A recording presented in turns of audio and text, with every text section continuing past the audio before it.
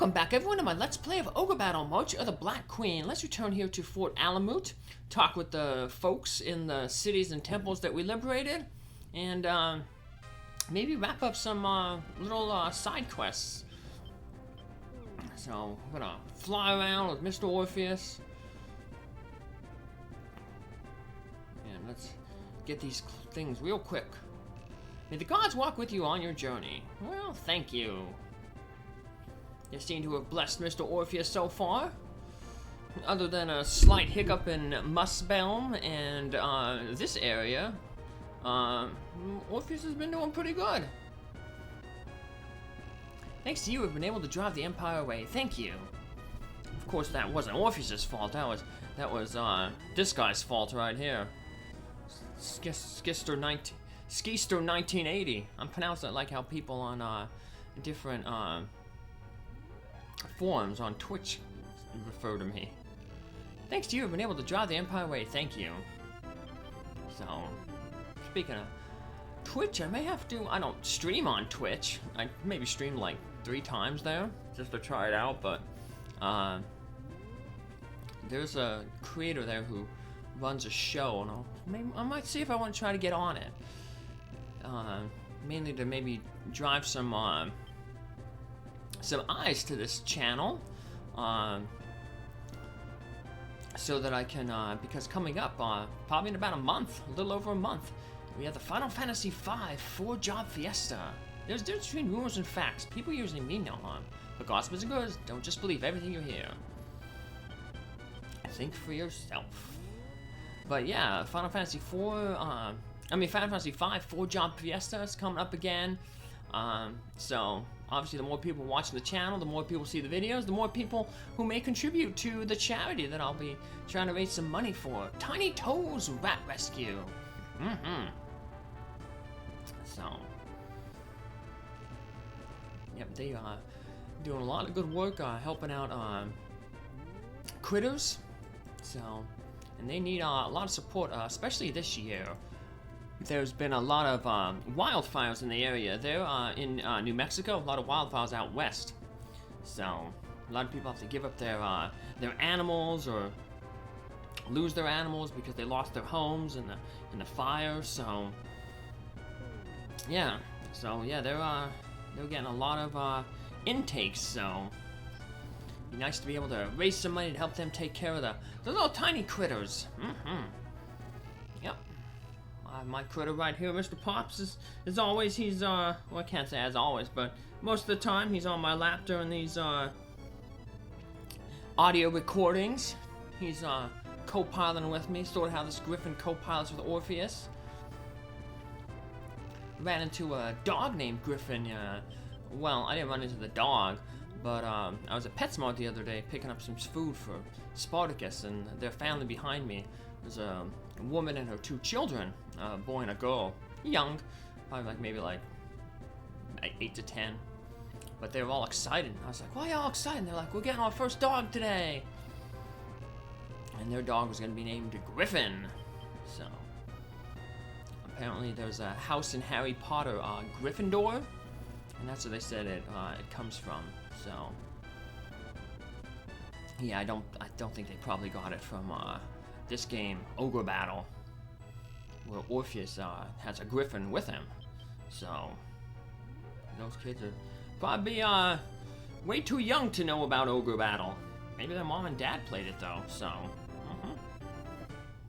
woman might have been, around my age. So if you want to know what my age is, well, the other day I saw an Imperial unit flying off to the sky. I wonder if that means there's a chaos around here somewhere. Well, there is, and that chaos gate is not how you're gonna find out my age. Just do some math and think, why do I have 1980 after my little nickname? And you should be able to figure out how old I am. So, my age changes yearly. So, Orpheus, he's flying across, getting back to the desert. See if he runs into another Tiamat. We got that lucky Tiamat grab right here, right before we liberate this city in the last episode. The other day I saw an Imperial unit flying off into the sky. What if that means a chaos gate around here somewhere? Yep, we got it. That'll open up to the Rune City Shiguld. So that will be actually where we're gonna go next. So might as well finish off the Flying Islands. Like I said, once we defeat, if we find the Chaos Gate here, and once we finish this area, we have 3 areas opened up for us. We have the Rune City, Shiguld, where we can get Fogel, the final High Knight. And we also have 2 routes into the Empire. West through the Dalman Desert, and north through the Ryan Sea. And both of those ways are basically 2 stages. What, you have a star fragment? Please sell to me, please. And as always, we're not going to sell it until we get to the 3rd option. That is always the most option. Really, I can't believe it. Thank you so much. So yeah, we got the star fragment while we were in this area fighting the Empire. And even though we went back to we went to that city after we obtained the star fragment, the wizard in that city will not buy it until after we liberated this map from the Empire.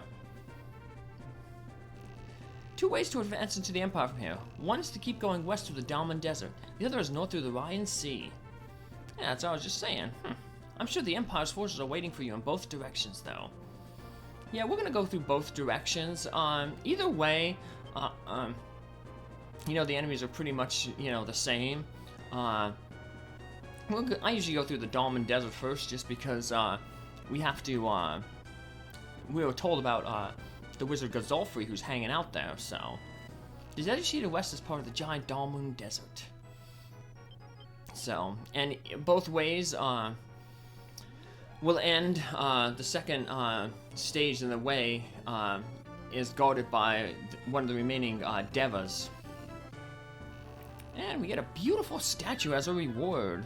So, that's not the only reward that we're gonna get in this area. This city that we're going to here has one of 3 rewards that you can possibly get, depending on your reputation. If your reputation is high, like Orpheus is here, you get a Black Lotus.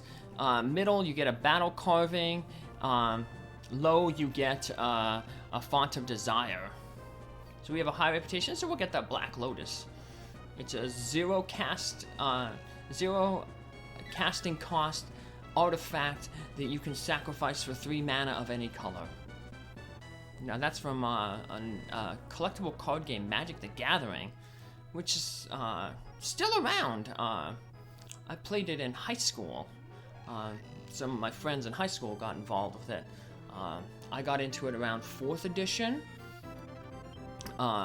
So there was 4th edition, and then after that came Ice Age, and then Homelands, and then pretty much then Alliances came out, and after that I stopped because it was just way too expensive. But yeah, because you just had to keep you know, buying new sets and new cards to keep playing, because there was different formats. There was like your standard format where you could only play like the most recent set, so it'd be like 4th edition, Ice Age, and Homelands. It was like the core set, and then the two most recent like subsequent sets, like side sets, I guess you could call them. So, but whatchamacallit, yeah, so, but yeah, that was back in high school, so it was in like the mid-90s, but my cousin was really big into it, and he bought, we thought it was pretty crazy, because at the time, you know, we were all high school kids, and he went out and bought like a bunch of these expensive cards, from like the 1st edition, and that included like the Black Lotus, and they were called like the Power 9. There were like 9 cards that were extremely overpowered, and because they were so overpowered, they basically got restricted, which means you can only have 1 in your deck, and so like they weren't printed in any of the newer sets, and so they were extremely rare and powerful. And he went out and bought like these Power 9, probably spent like $2,000 for like all 9 of the cards. We're like, dude, like you spent like $2,000 for like cards, you know? Just thought it was crazy because I mean we were high school kids. you know, $2,000 was a lot of money, you know. And yeah, but now those things are like worth a ton of money here now. So I should look up how much a Black Lotus would be, you know, now. So, but so I've started playing in 4th edition, and I'm pulling up the Wikipedia here. It looks like they're on like edition 21, so that's crazy. So yeah, but hey, it's good on the guy who created it, you know, because made, I guess, a ton of money and employed a lot of people, so hey, good success for him. So but maybe one day this YouTube channel will make me a lot of money, and I can give it to rat rescues. So but whatever works. So and we pull a card. Let's see. We also got another Tiamat there, but we won't need that one because we'll get another one from Fogel. We'll have to see which one is better. You'll see we used our undead ring on our Tiamat that we recruited in the desert. It seems that this is not the only Skyland that has been attacked by the Empire. Recently, several knights escaped here from Morgana, where the High Knight Fenril lives. It seems that all of the High Knights have been taken in by Rashidi's magic. Yeah, back at Fort Alamut, the Tiamat we got there, we gave him the undead ring, turned him into a zombie dragon. So now this could be a dangerous sky island. As you see, it's kind of like split in half. There's a big split. We'll learn about that split, what caused that split. But it can make it kind of dangerous because there's a lot of holes that your units can fall into. But conversely, it means there's a lot of holes that the enemy units can fall into too. So we also, well, I'll talk a little bit about the neutral cards in the enemy units as soon as I finish with this city here. Let's chuck away a card. I've got to start using some of these cards, I guess, now. Right. As you can see, we are split into northern and southern sections. This should be a single island, but some disaster occurred long ago, and the island was split. And we'll learn more about that, of course, as we go along. Neutral encounters, we got a Tiamat in the mountains. The other neutral encounters are gold dragons or red dragons too in the mountains. All of them are level 19. So, and the dragon, a certain dragon has, is the reason behind the split, as we'll come to learn. But a majority of our army is going to head over. There's like a small little section of land linking the two sections. So all of the enemy's land units are going to be going that way. So that's why we send a majority of our units that way. We have 2 units hanging over there to the left, and they're just going to guard those cities over there. The enemy will be sending a bunch of its flying units down there. The enemy has a ton of flying units in this map. They have 12 high sky units and 3 low sky units. There are a total of 25 enemy units, so 15 of them, which is basically 60% of their units, can fly. So, but of course, if we take out the flyers, we can push them into the hole. So, but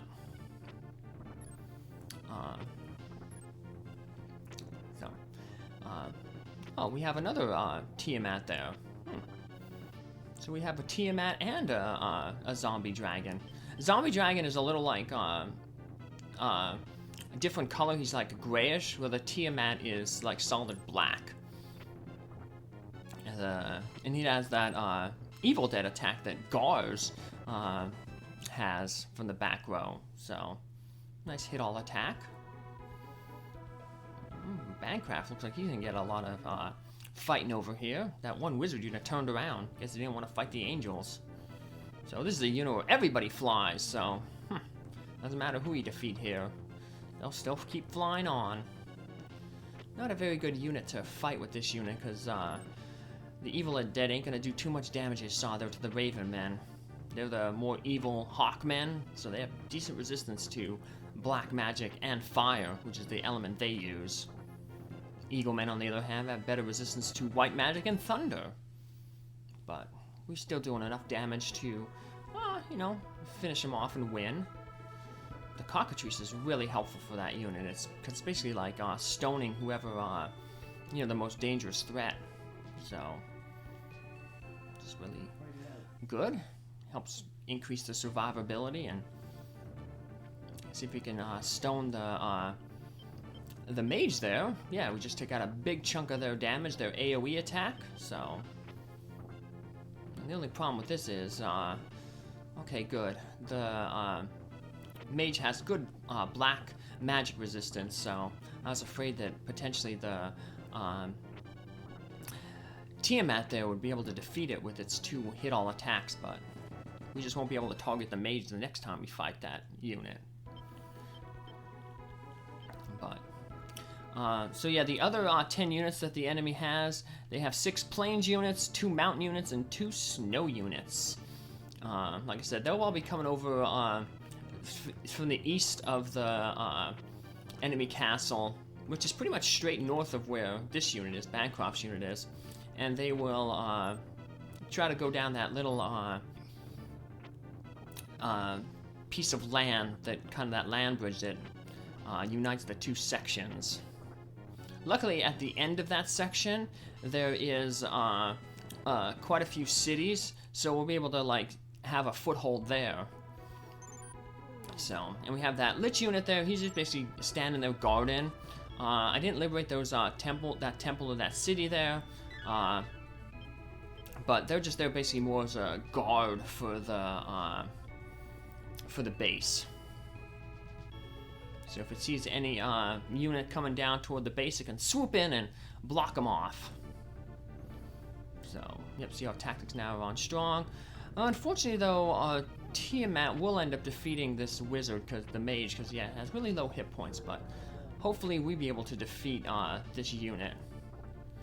So, yeah, as long as this Evil Dead hits, yep, we finished it off, so that's good. So, unit's pretty effective, you know, doing good so far. Once it finishes off this Raven Man unit, it should have a little bit of a time to relax and heal up before the second unit of characters start coming. Orpheus managed to divert one of their flying units. It's chasing him. So Orpheus is flying over to the east. That unit will follow him, and we can just lead it into a trap to where all our land units are currently at. So, alright. We severely limited that unit's ability to attack. I wonder if it's gonna keep coming after us. It is. Surprisingly. Alright, let's move this unit over there a little bit. We have another unit over there, just in case, like I said, sometimes they, some of the flying units may decide to instead avoid Bancroft's unit, and they will they'll go a little off course and go down to that other city that we liberated. So you don't want to lose any cities. Alright. So now Bancroft's unit has cleared things up there a little bit, and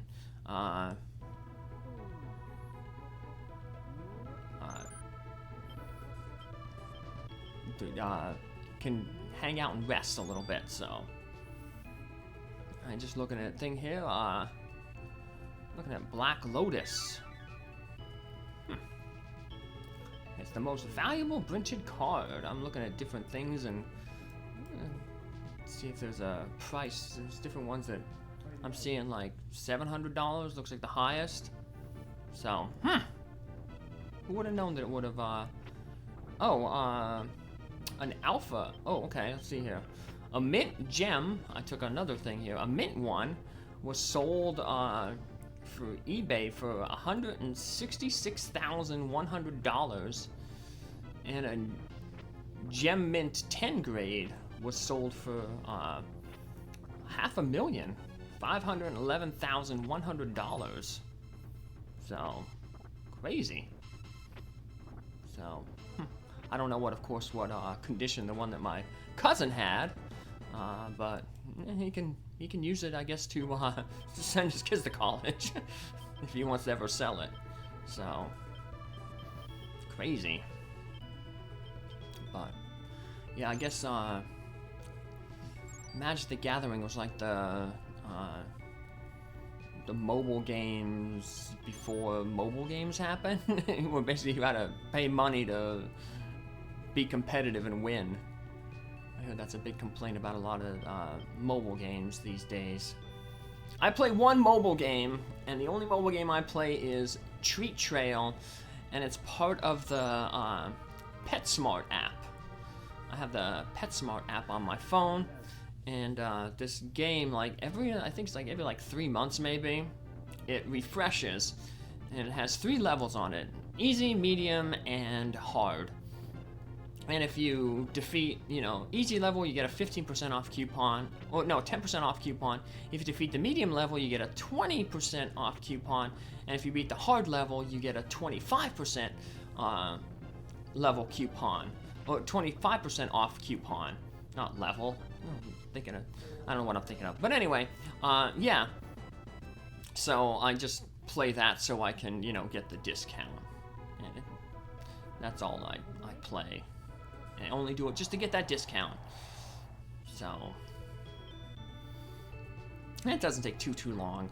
I can usually beat the easy level and the normal level on a walk with my dog, so about 15 minutes, and then it takes about the same amount to beat the hard level. So you're the rebels who are planning on toppling the Empire, right? Many of the Empire's troops are in Shiguld Castle to the north. Fogel has been charmed by Rashidi's magic and is now in control of the Empire. Please try to help Fogel and drive out the Empire. Alright, we'll do that. We'll have to use the same tactics that we used against Slust and Fenril. We saw there earlier that Fenril, her knights, apparently did get to here. But they obviously didn't succeed in getting Fogel to come rescue Fenril, because Fogel was put under the charm too, just like Slust and Fenril herself were. So yeah, if you have pets, and maybe a lot of you do, because I think a lot of my traffic comes from Facebook, from the Marty Mouse House Minions webpage, fan page. So yeah, download the PetSmart app for your phone and play the Treat Trail game. Like I said, you can use it to buy oxbow or treats for your rat food for your rats, or other type of food if you have a smaller pet like a mouse or a hamster or guinea pig. Well, I used my 25% off coupon yesterday to buy Spartacus's Purina Pro Plan food. I'm very upset at them because they no longer PetSmart no longer carries the Bright Mind, which was the formula that I gave Spartacus. It was, for older dogs. Spartacus is going to be 15. So he's an old pup, so apparently this would help keep their mind sharp. But they don't carry it anymore at PetSmart. So I just go with the toy breed food. Because he's a toy breed. He's a little Chihuahua Corn Terrier mix. At least that's what his DNA said. When we got him, I thought he was, me and my friend thought he was a Chinese crested mix, because he had a lot of spots on his body were kind of patchy, didn't have hair on him, like his belly is as bare as Pop's, and he kind of had that Chinese crested look to him with the poofy hair on the top of his head. So we thought it's a Chihuahua Chinese crested, Chai, but we sent out his DNA. It came back 50% Chihuahua, 50% Corn Terrier. But I don't know if I really trust that, because if you shave his head when he got a haircut, he looks just like a Chihuahua. So he's probably more Chihuahua than Corn Terrier, even though it said it was a 50-50 split. and calling terriers, they're terriers, so, you know, their natural inclination is to, you know, terriers are known to be like ratting dogs. But Spartacus is like afraid of the rats. He stays away from them, you know. It's kind of funny because he used to be really scared of my one rat, Merlin, my first rat, Merlin, and if Merlin was out, like, Spartacus wouldn't want to go in the room because Merlin was an obsessive groomer. Merlin would always want to groom Spartacus. Spartacus wasn't a big fan of that. Maybe because Merlin was not a very good groomer. He would just go over and like grab some of Spartacus' hair, pull on it, and then he would just, you know, be like, okay, I'm done. Hey, this is a similar unit to what was found in Antalya, back when we fought Galf. So, dragon, you could not finish off that wizard. Boo! Luckily, most of our characters are pretty good units, so the Sylph's missiles shouldn't do as much damage to us. Yeah, gold dragons are the good alignment dragons, so they have good elemental resistance against white magic, so. And our Dragoneer, because he became a Dragon Master, I should say, we promoted him. He can, he has to be between 40 and 60 alignment, and we were right on the edge there at 60, so I was a little worried that we might not be able to promote if he defeated too good of an enemy, but he didn't, so we were able to promote him, and so he's, you know, kind of upper mid alignment range.